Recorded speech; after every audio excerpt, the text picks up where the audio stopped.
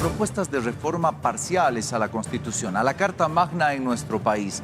¿Será bueno? ¿Es necesario? Para hablar y conocer un poco más a profundidad, vamos a dar la bienvenida a nuestros invitados acá en Levántate Bolivia para abordar este tema.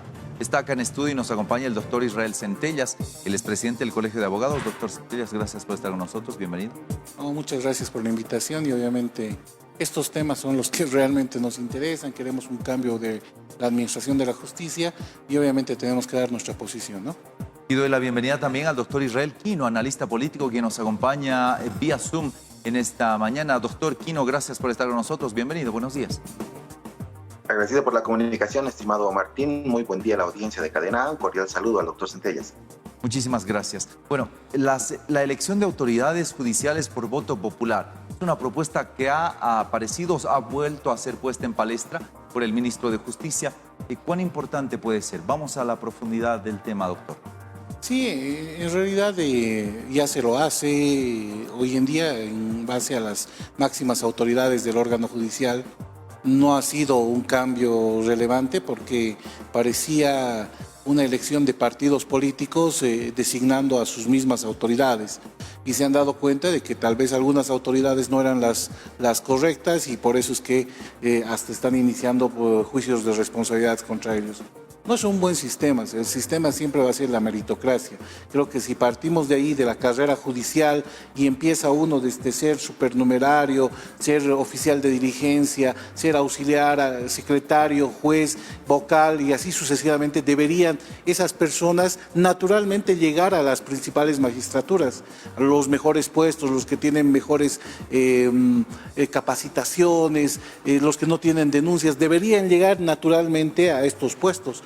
Pero lastimosamente le metemos el tinte político, donde intervienen las organizaciones políticas, etcétera, y se distorsiona todo este proceso de carrera judicial. Debería existir una real carrera judicial para que ni siquiera un ciudadano tenga que ver con la elección, sino sean las mejores notas, los mejores evaluados, las mejores autoridades que en el tiempo han demostrado ser mejores autoridades, lleguen a las principales magistraturas. Ese debería ser un cambio real. Antes existía la carrera judicial, hoy en día ya no existe esa carrera judicial porque se ha ido distorsionando por meter a ciertas autoridades que ni siquiera tenían algún tipo de experiencia laboral dentro de la magistratura propiamente dicho, dentro de la judicatura propiamente dicho. Entonces creo que eso tiene que cambiar, ese cambio que han hecho de elegir autoridades.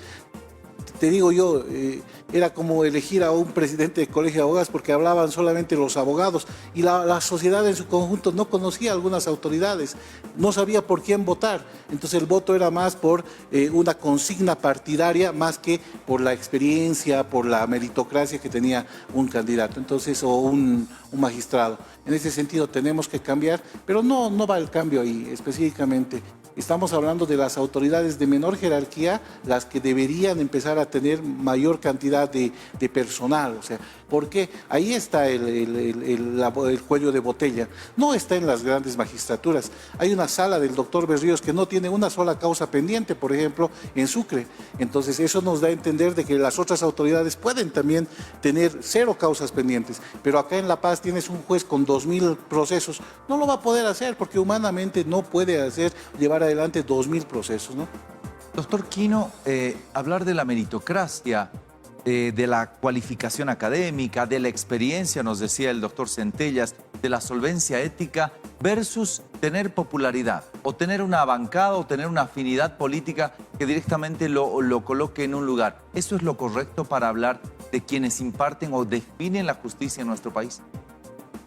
Martín, en tanto y cuanto el nivel político tenga exclusiva responsabilidad en la selección de las altas magistraturas, nunca va a funcionar.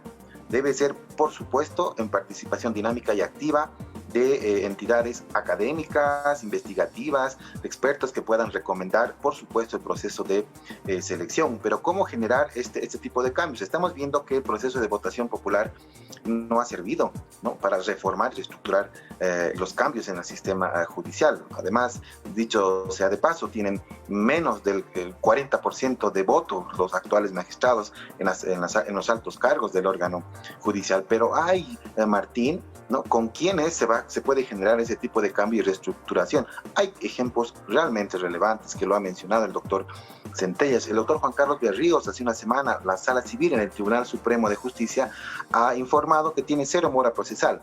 Lo mismo en el Tribunal Departamental de Justicia de La Paz, a la cabeza del doctor Jorge Quino, su presidente, el doctor Eddie Arequipa, por ejemplo, de la Sala Civil, también han informado cero mora procesal. El doctor Calizay en la Sala Civil, la doctora Margot Pérez en su sala en materia penal, de igual forma han informado cero mora procesal. Existen magistrados de carrera y ese es un elemento que deben considerar, la institucionalización de la carrera judicial. Se lo ha dicho muy bien, desde el inicio de que uno hace carrera en el momento que es parte del Poder Judicial, desde un supernumerario hasta que pueda en un departamento ser vocal y por qué no de allí postular una alta magistratura, ese es un elemento que debe ser por supuesto abordado. El segundo elemento tiene que ser el efecto meritocrático. Existen jueces y vocales, Martín, que ya en este momento cuentan con un nivel de doctorado en su formación, pero hay otros jueces que ni se han inmutado en continuar capacitándose. Ese proceso de reestructuración también debe atacar a ese nivel de compromiso y formación del magistrado. Un otro elemento sin duda será el elemento normativo, el paquete normativo en razón a un código de ética profesional en el ejercicio de la abogacía, porque parte del sistema judicial no son solo los administradores de justicia, sino quienes ejercemos la labor procesal, dinámica en los estrados judiciales, y de allí el código de ética de la función judicial, ¿no? ¿Qué pasó, Martín, en el último tiempo? En un momento en el que un partido político ejerce el poder, y vamos a hablar de dos casos claves, Cochabamba, el exalcalde Leyes, ¿no?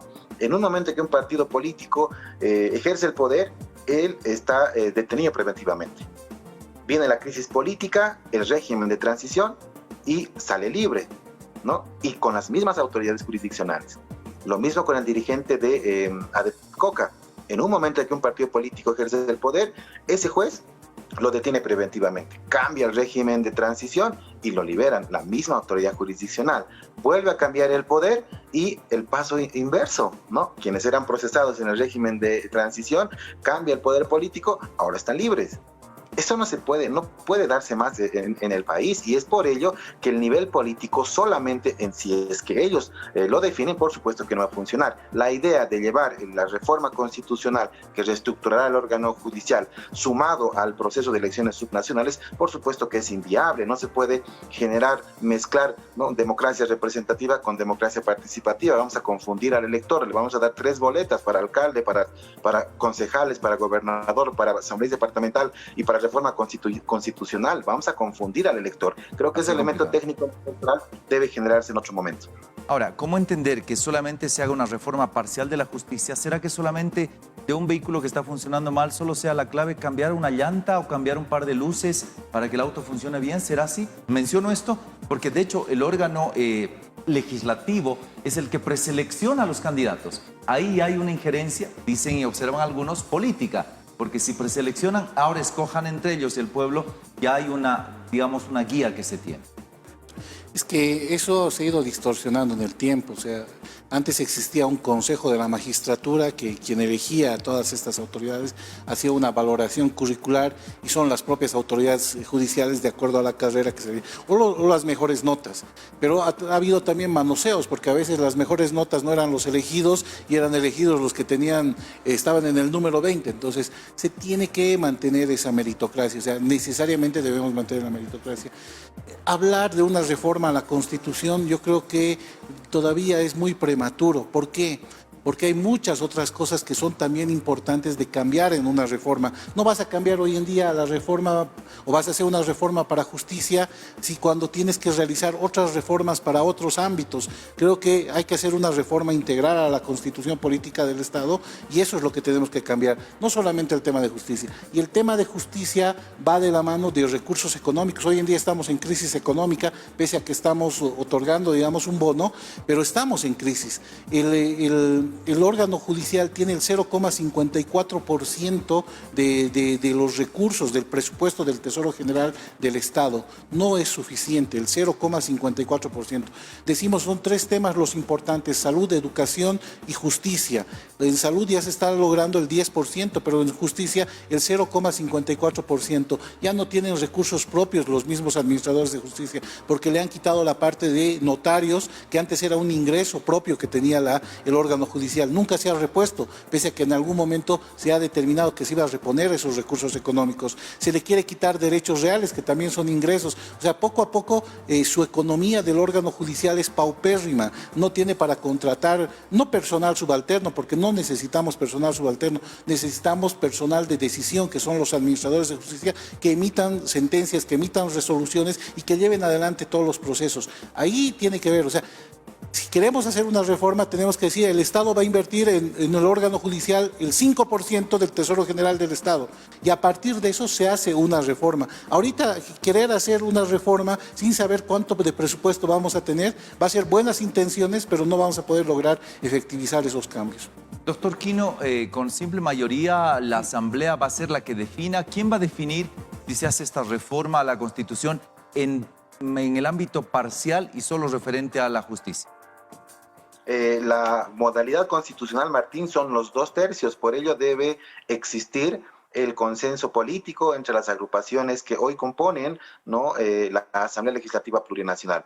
Existen niveles de coincidencia respecto a la reforma judicial, ¿no?, a partir de esta modificación parcial de la Constitución, que por supuesto, más allá de la ley, porque los legisladores no van a proponer la modificación a la Constitución, pero va a ser el pueblo que en consulta popular, en un referéndum constitucional, va a aprobar o desaprobar si reforma la Constitución Política del Estado. El órgano ejecutivo puede tener las mejores ideas, el legislativo puede respaldar con una normativa aprobada por 2/3 del Pleno de la Asamblea, pero es el pueblo que va a decidir si reforma o no reforma la Constitución Política del Estado, porque así lo prevén los mecanismos de reforma parcial de la Constitución. Y habrá que evaluar si es que lo propuesto por el Ejecutivo, lo consensuado por el Legislativo, pero además lo que involucre a todos los actores de la comunidad litigante, Martín. Estamos hablando y se menciona de supuestos notables, nada más ultra neoconservador. Aquí no hay notables, no estamos en una sociedad aristocrática,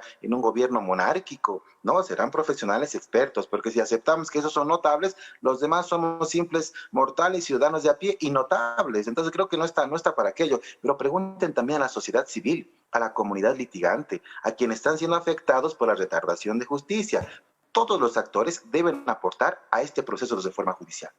Bueno, lo cierto es que en muchos países del mundo las magistraturas son eternas, mientras la persona pueda comprobar que tiene idoneidad para hacer. En nuestro país no, se cambian temporalmente. Todavía tenemos, en teoría, los actuales magistrados hasta el 2024 tienen una teoría de permanencia. Sí, eso ya lo dispone la misma Constitución Política del Estado, la Ley 025, que es la ley del órgano judicial, que establece periodos en los cuales tienen un mandato. ¿Estará bueno eso? En realidad no le da estabilidad laboral para una carrera judicial, o sea, debería darle una mayor estabilidad y debería haber evaluaciones constantes. Tendríamos que tener un Consejo de la Magistratura, sí, realmente independiente, porque ellos deberían procesar a las autoridades jurisdiccionales, pero también deberían respaldar en el caso de que sean autoridades realmente que demuestren idoneidad en el cargo. Entonces, yo creo que a partir de eso tiene que sanearse todas las autoridades que hoy en día están.